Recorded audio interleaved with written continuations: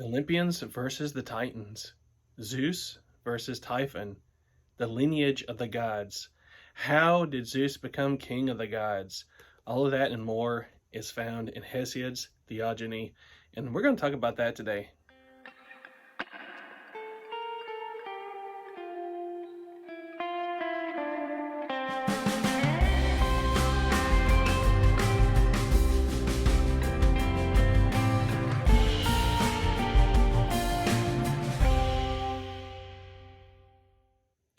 So Hesiod was the uniter of all the Greeks, is what Herodotus, the Greek historian, would say about Hesiod. The works that he wrote down would go on to change mythology forever. Not that Hesiod created Greek mythology, but he was the uniter that all the Hellenes of the time and centuries after would agree that his take on the gods was the one we could all agree on.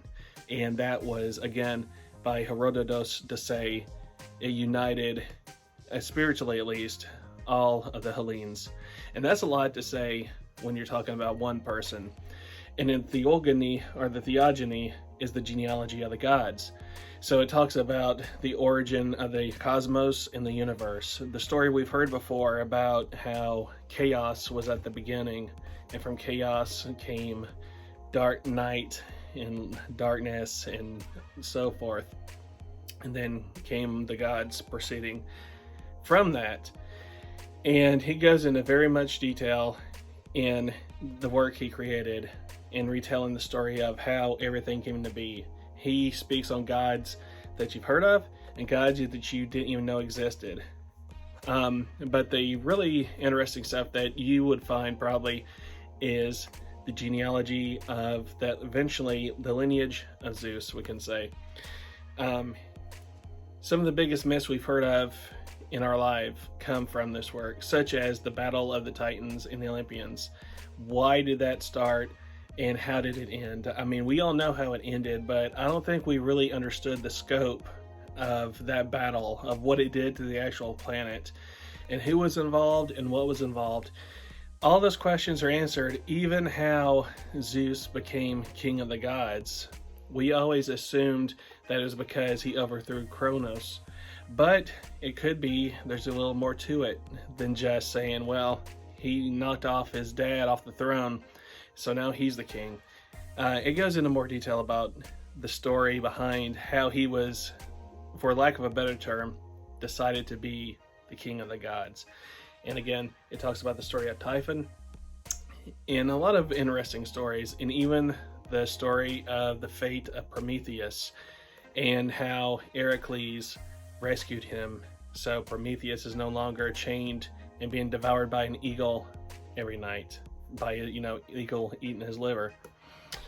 So many good stories in Theogony. So I really enjoy this work more than the previous of the works and days, if I had to choose.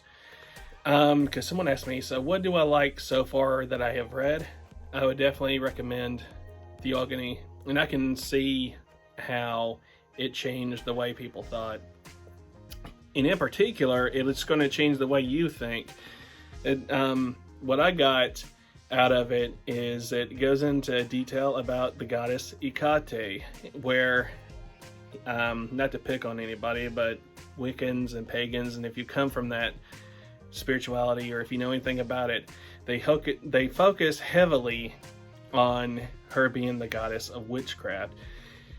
And is that so? Because it's not mentioned at all in Hesiod's work, and a lot of people, there's a whole debate about that, but the point I'm getting to is she is over so much more, and I'm going to do a video on that, of what all Hecate is over and what she does for us, more than just magic and witchcraft that everyone seems to gravitate to. It's like you do so much for somebody, and it's just one thing in particular, like, oh, that's cool, that makes you the cool mom, the cool aunt, or whatever, and so people focus on that when there's so much more that she does. But we'll make that a separate video.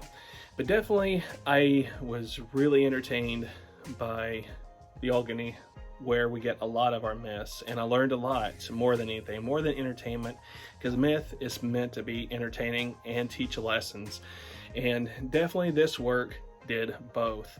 So if you've ever been interested in Hesiod, if you ever heard of the works and days, Theogony or Theogony, and so forth, definitely, at least I would recommend this one to you.